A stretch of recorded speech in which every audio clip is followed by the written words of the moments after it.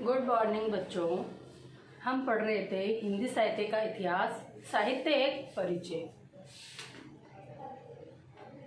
हिंदी साहित्य का इतिहास।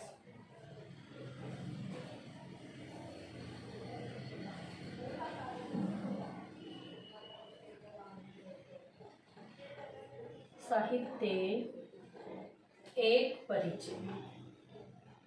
इतिहासकारों की श्रृंखला में आज हम पढ़ेंगे ग्रियर्सन को, जिनका पूरा नाम है जॉर्ज अब्राहम ग्रियर्सन। इनके साहित्य के बारे में यह कहा गया है, किशोरीलाल गुप्त के अनुसार, किशोरीलाल गुप्त के अनुसार सच्चे अर्थों में हिंदी साहित्य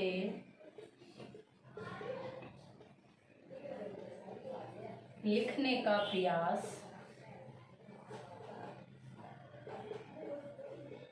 ग्रियर्सन ने किया। ये अंग्रेजी विद्वान थे।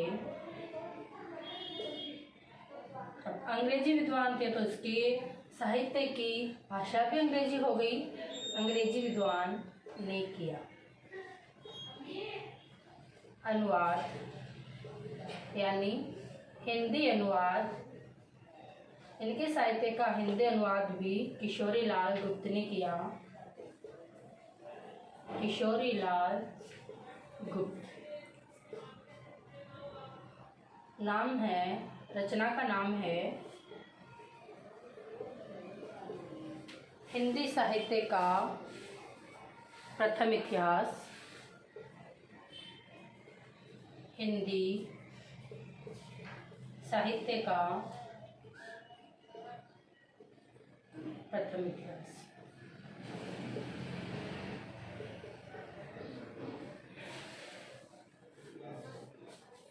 जो प्रकाशित होती थी, हिंदी प्रचारक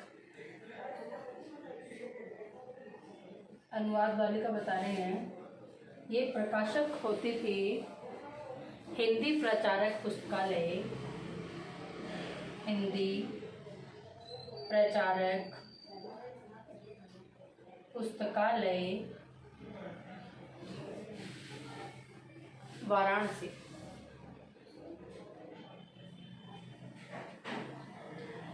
ये थी इनकी रचना। इनकी रचना का जो हिंदी अनुवाद किशोरीलाल गुप्त ने किया, उसके बारे में अब देखते हैं। ग्रियर्सन की रचना का नाम,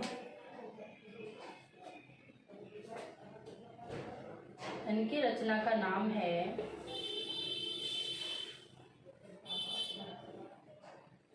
the modern vernacular literature of northern Hindustan. The modern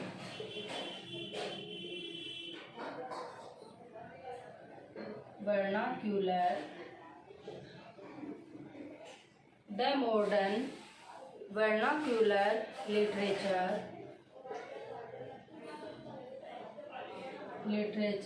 of northern Hindustan.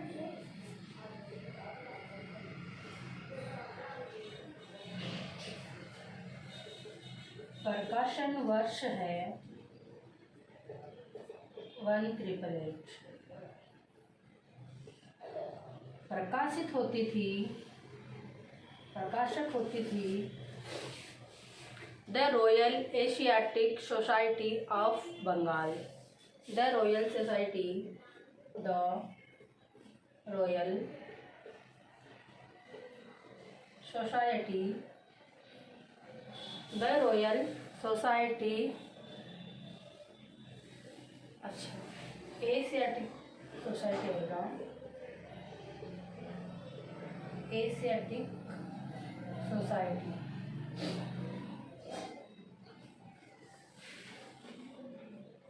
Of Bengal,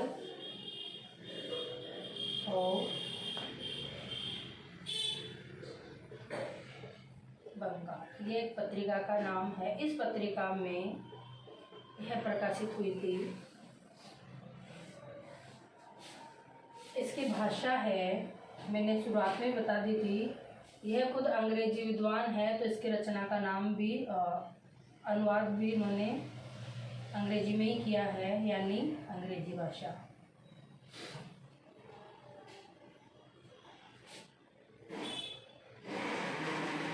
अब पढ़ते हैं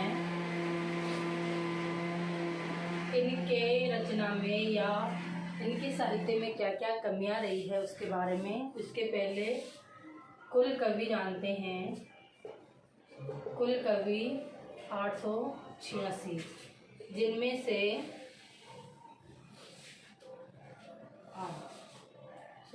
कुल तो है 992, 52, जिसमें 886 लेखकों का उल्लेख शिव सिंह सरोज में हो चुका, जो शिव सिंह सेंगर की रचना है। बाकी के बचे हुए 66 नए कवि हैं, वो भी केवल हिंदी कवि। इन्होंने अपने ग्रंथ में केवल हिंदी कवियों को ही जगह दी है, बाकी किसी को नहीं। अब देखते हैं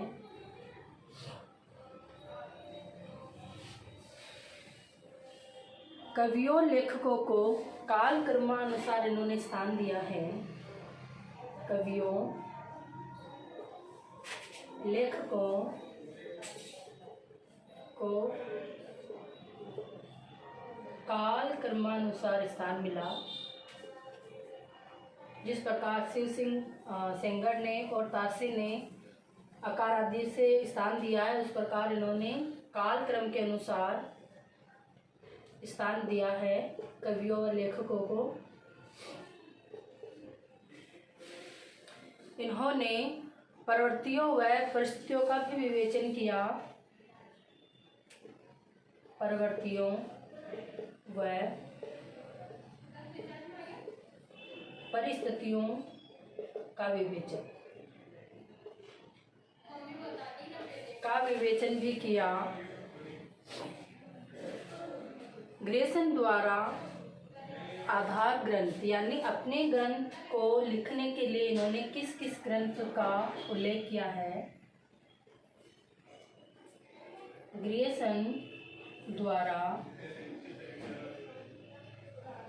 अपने ग्रंथ के लिए आधार ग्रंथ, यानी किस किस ग्रंथों का आधार अपने ग्रंथ को बनाने के लिए, लिखने के लिए इन्होंने आधार लिया है। वो है number 1 Histoire de la littérature हिंदुई ए हिंदुस्तानी। नंबर 2 है शिव सिंह सरोज। नंबर 3 है भक्तमाल। नंबर 4 है कालिदास हजारा। ये हमें सारे याद करने हैं। कालिदास हजारा। फिर है नंबर 5। नंबर 5 है काव्य संग्रह है। काव्य संग्रह है। नंबर 6 है श्रृंगार संग्रह है। श्रृंगार संग्रह है। नंबर 7 है, इन पुस्तकों का इन्होंने आधार लिया था, सुंदरी तिलक। सुंदरी तिलक। नंबर 8 है विचित्रोपदेश। विचित्रोपदेश। नंबर 9 है राग कल्पद्रुम। राग कल्पद्रुम। और नंबर 10 है गोसाई चरित्र। गोसाई चरित्र ये थे इनके ग्रंथ के आधार ग्रंथ। इन्होंने काल विभाजन भी किया। इनके काल विभाजन के 11 अध्याय है, उनको भी जानते हैं। काल विभाजन 11 अध्यायों में, 11 अध्यायों में। नंबर 1 है चारण काल। चारण काल जिसका समय इन्होंने माना है 700 से 1300। 700 ईसा से 1300 ईस्वी, 700 ईस्वी से 1300 ईस्वी। नंबर 2 है 15वीं शताब्दी का धार्मिक पुनर्जागरण। 15वीं शताब्दी का धार्मिक पुनर्जागरण। नंबर 3 है जायसी की प्रेम कविता। जायसी की प्रेम कविता। नंबर 4 है ब्रज का कृष्ण संप्रदाय। ब्रज का कृष्ण संप्रदाय। ब्रज का कृष्ण संप्रदाय जिसका समय इन्होंने दिया है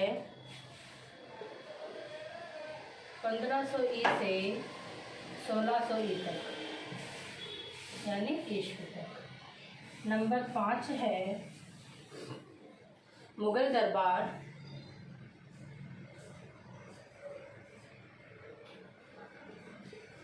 नंबर 6 है तुलसीदास।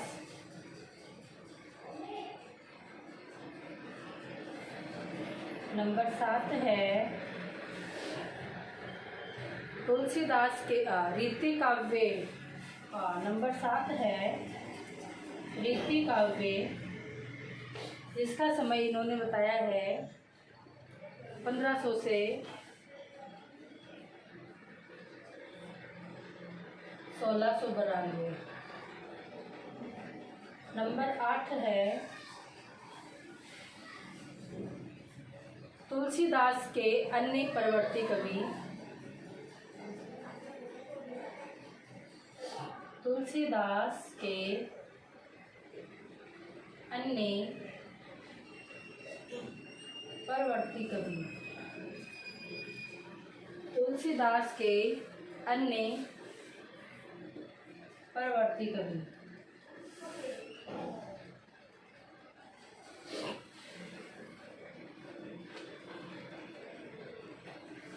जिसका समय दिया इन्होंने 1600 से 1700। 1600 ईस्वी से 1700 ईस्वी। नंबर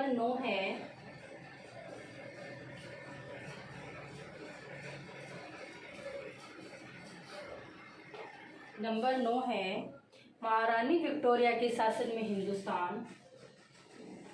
महारानी विक्टोरिया के शासन में हिंदुस्तान।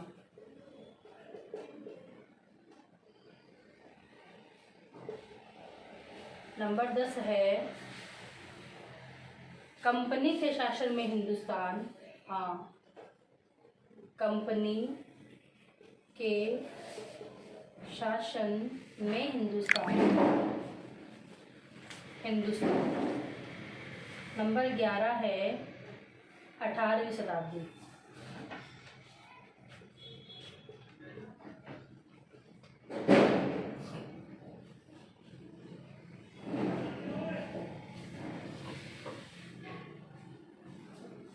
कुछ विशेष तथ्य हैं वो भी जानते हैं।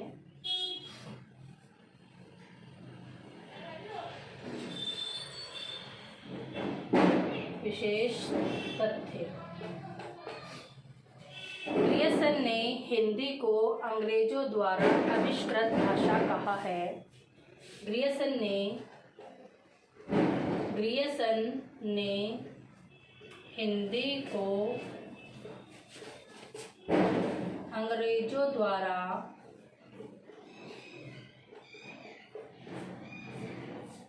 आविष्कृत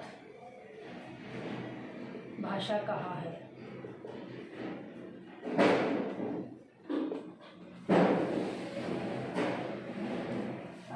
इनके ग्रंथ को शुक्ल ने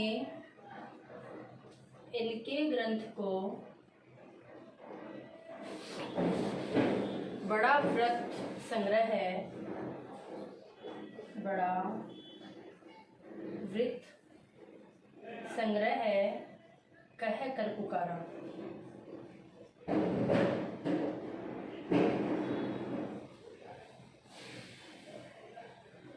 इनकी रचना को भी इतिहास पुस्तक के रूप में मान्यता नहीं मिली या स्वीकार नहीं किया गया। इनकी रचना को भी पुस्तक रूप में नहीं स्वीकारा।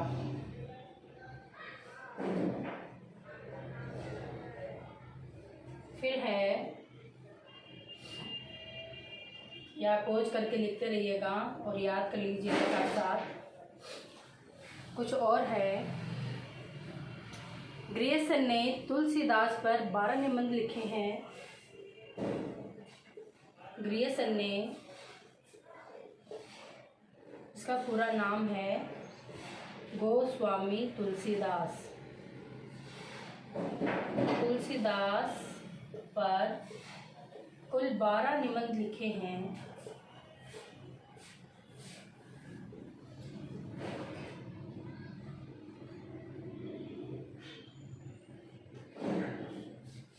इन्होंने संपादक भी किया है, तो यह संपादक कहलाए। संपादक कैसे है, क्या है? रामचरितमानस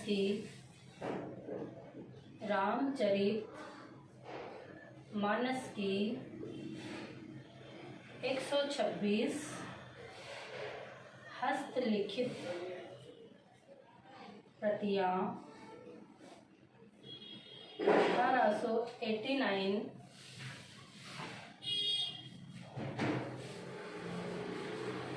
में सर्वप्रथम वाचन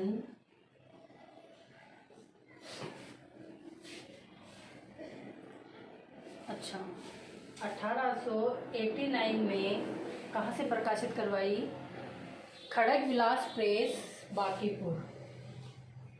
खड़ग विलासपुर प्रेस, बांकीपुर।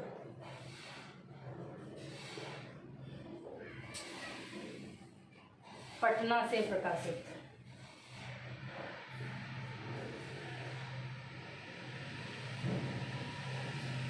एक संपादन कार्य करा। फिर है, जो इन्होंने तुलसीदास पर 12 निबंध लिखे थे, उनका सर्वप्रथम वाचन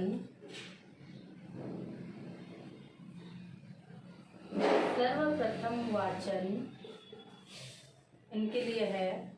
सर्वप्रथम वाचन प्राच्य विद्या विशारद सभा, प्राच्य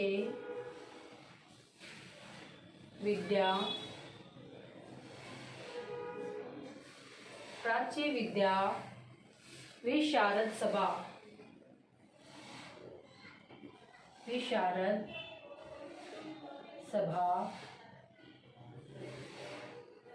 वियना।